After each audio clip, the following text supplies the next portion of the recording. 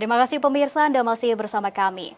Menteri Perindustrian Agus Gumiwang Kartasasmita mengklaim selama 1 dekade terakhir dari tahun 2014 hingga 2023, investasi di sektor industri pengolahan non-migas secara keseluruhan menunjukkan tren peningkatan. Hal ini menandakan bahwa investor masih melihat Indonesia sebagai lingkungan bisnis yang menjanjikan. Indonesia masih menjadi negara tujuan utama bagi para investor skala global untuk perluasan usaha di sektor industri. Hal ini ditandai melalui industri pengolahan non-migas masih menjadi sektor unggulan dalam memberikan kontribusi terhadap capaian kinerja ekspor nasional. Dikutip dari laman resmi Kemenperin, Menteri Perindustrian Agus Gumiwang Kartasasmita mengklaim selama periode tahun 2014-2023, realisasi investasi di sektor industri pengolahan non-migas cenderung fluktuatif dengan tren peningkatan. Adapun dalam 1 dekade terakhir terdapat nilai investasi pada sektor industri pengolahan non-migas yaitu dari 186,79 triliun pada tahun 2014 menjadi 565,25 triliun pada tahun 2023. Menperin optimistis peningkatan investasi di sektor industri manufaktur memiliki kolerasi dengan kebijakan pemerintah dalam memacu hilirisasi sumber daya alam, khususnya sektor pertambangan. Ia juga menekankan pemerintah bertekad untuk terus mendorong hilirisasi industri yang akan berkontribusi signifikan terhadap pemasukan negara melalui pajak ekspor, royalti, pendapatan negara bukan pajak, dan dividen.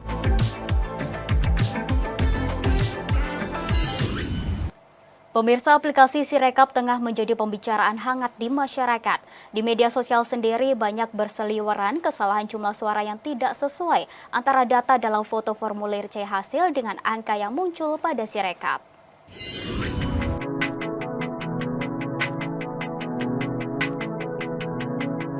Aplikasi Sirekap menjadi topik hangat yang dibicarakan warganet. Sirekap merupakan kepanjangan dari Sistem Informasi Rekapitulasi. Menurut keterangan di toko aplikasi Google Play Store, aplikasi Sirekap berfungsi untuk mendokumentasikan formulir hasil penghitungan suara di TPS dan mengirimkannya ke jenjang selanjutnya. Sistem informasi ini telah dirintis sejak Pilkada 2020 dan digunakan untuk pemilu tahun ini. Keberadaan Sirekap merupakan pengganti dari Sistem Informasi Penghitungan atau Situng yang terakhir dipergunakan pada pemilu 2019. Sirekap dilengkapi dengan teknologi Optical Mark Recognition dan Optical Character Recognition, sehingga pola dan tulisan tangan yang tertera pada formulir C1 plano di TPS ketika difoto dan diunggah ke Sirekap langsung dikenali dan dapat diubah menjadi data numerik untuk dikirim ke server. Namun dalam pelaksanaannya penghitungan melalui Sirekap pemilu 2024 yang dirilis KPU mengundang kontroversi. Pasalnya, angka perolehan suara yang terbaca di sistem berbeda dengan angka perolehan yang tertera di foto. Jika ditilik lebih lanjut, isu utama Sirekap adalah pembacaan teknologi OCR atau Optical Character Recognition yang kurang akurat. Pada dasarnya, teknologi OCR berfungsi mengkonversi karakter baik berupa huruf atau angka yang ada di dokumen untuk diubah menjadi digital. Akan tetapi, diperlukan kualitas dokumen yang baik untuk OCR dapat berfungsi maksimal. Kesalahan mengenai karakter dapat terjadi apabila kondisi dokumen jauh dari ideal. Contohnya, software OCR akan kesulitan mengenali karakter di dokumen yang penuh bercak atau tulisan tangan yang kurang jelas.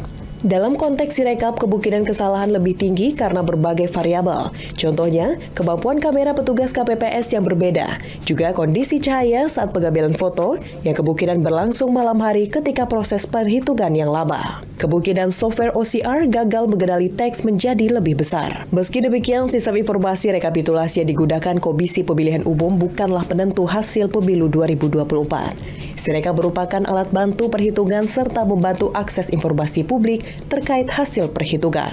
KPU menegaskan penentuan hasil pemilu tetap ditentukan berdasarkan penghitungan yang dilakukan secara berjenjang, mulai dari tingkat TPS hingga nasional, sesuai dengan Peraturan Undang-Undang Pemilu Nomor 7 Tahun 2017.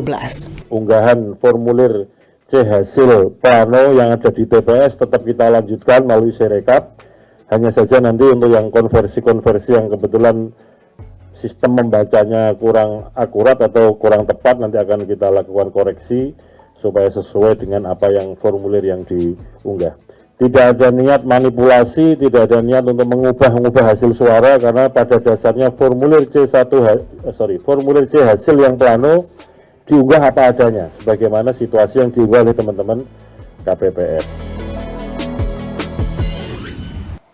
Badan Amil Zakat Nasional mengajak masyarakat bergotong royong membantu korban terdampak bencana di sejumlah daerah. Ketua Basnas RI Nur Ahmad mengatakan, dengan gotong royong dari seluruh masyarakat akan menjadi kunci agar para korban terdampak bencana dapat terbantu secara maksimal. Badan Amil Zakat Nasional Basnas RI terus mengajak masyarakat untuk bergotong royong membantu korban terdampak bencana yang sedang terjadi di tanah air, seperti banjir di Demak, Jawa Tengah, dan erupsi Gunung Lewotobi laki-laki di Nusa Tenggara Timur.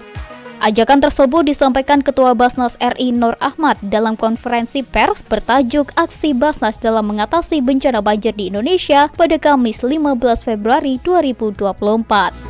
Nur Ahmad menyampaikan pihaknya selalu berusaha hadir di setiap wilayah yang terjadi bencana di tanah air, mengingat Basnas memiliki kebutuhan Basnas Tanggap Bencana BTB untuk membantu korban bencana sangat besar seperti rumah sakit mini dan truk makanan.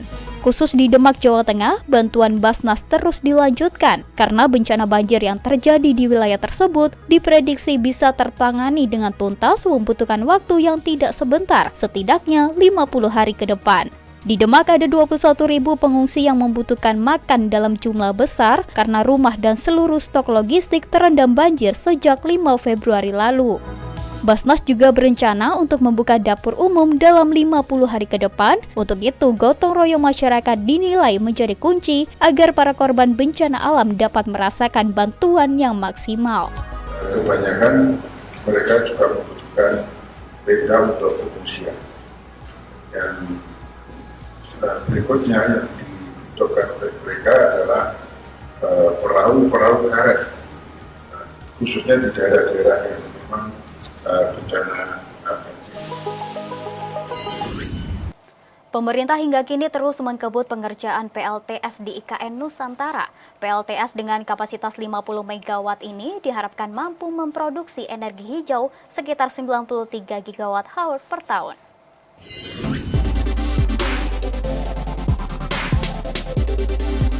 Untuk mewujudkan kota hutan cerdas yang berkelanjutan, hijau dan ramah lingkungan, pemerintah kini sedang melakukan pembangunan pembangkit listrik tenaga surya di ibu kota negara Nusantara dengan kapasitas 50 MW. Proyek dengan nilai 64 juta dolar Amerika Serikat ini dibangun di atas lahan seluas 80 hektar. Sedangkan pembangunannya dilakukan dalam 2 tahap. Pembangunan tahap pertama sebesar 10 MW yang telah selesai dikerjakan pada Agustus 2023 lalu dan siap untuk dioperasikan. Sementara itu, pembangunan tahap kedua yakni sebesar 40 MW ditargetkan selesai dalam waktu 9 bulan. Pengerjaan PLTS ini terus dikebut dikarenakan pemerintah menargetkan IKN menggunakan energi baru terbarukan sebesar 80% dari total kebutuhan listrik pada tahun 2045 dan diharapkan mampu memproduksi energi hijau sekitar 93 GWh per tahun. Keluar dari listrik dari sini yang 150 kV itu semua underground. Semua underground sampai ke OIKN-nya, ke pusat kota, semua underground. Kalau nanti dilihat ada tiang-tiang itu sementara sebenarnya.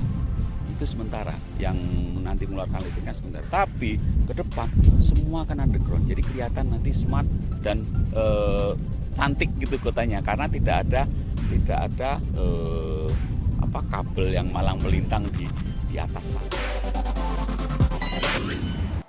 Pemirsa, usai jeda, Kominfo Newsroom akan kembali dengan informasi hilirisasi minerba mesin penghasil cuan negara sesaat lagi.